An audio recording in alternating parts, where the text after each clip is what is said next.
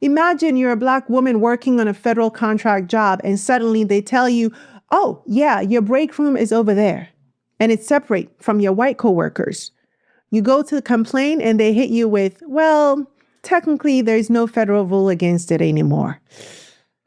And let's be honest, the federal level is what sets the tone for private companies. So if the government is doing it, what's to stop private companies from following suit? See where all of this could go? Look, we've seen this playbook before. First, they came for DEI programs.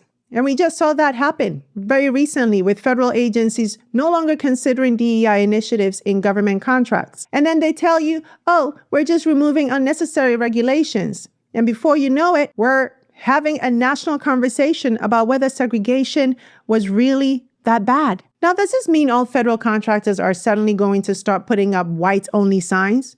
No. But this does mean that companies working under federal contracts, talking about hospitals, schools, construction firms, no longer have to actively ensure integrated facilities. But this move didn't happen in a vacuum, right? It's part of a much larger effort to roll back civil rights protections piece by piece. We've already seen DEI programs being cut in workplaces, affirmative action struck down in college admissions, and much more. So much is happening that we can barely keep up, y'all. And now, the slow, quiet dismantling of federal protections against segregation. The fact that they're removing a rule that has been in place since the height of the civil rights movement should tell you everything you need to know about where things are headed.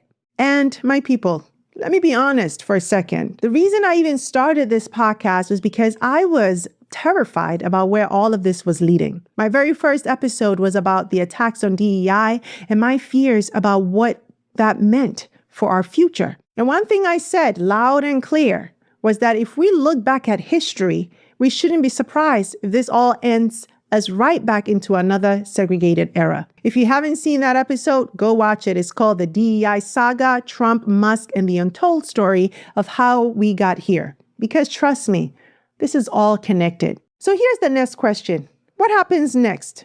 Do companies start quietly self-segregating because they know there's no rule explicitly stopping them? Do we see lawsuits start piling up as employees begin noticing subtle but intentional racial divisions in workplaces? And most importantly, how are we supposed to feel knowing that protections our grandparents fought for are being erased right in front of us? Because let's be honest, this isn't just about contracts. This is about what kind of country we want to live in.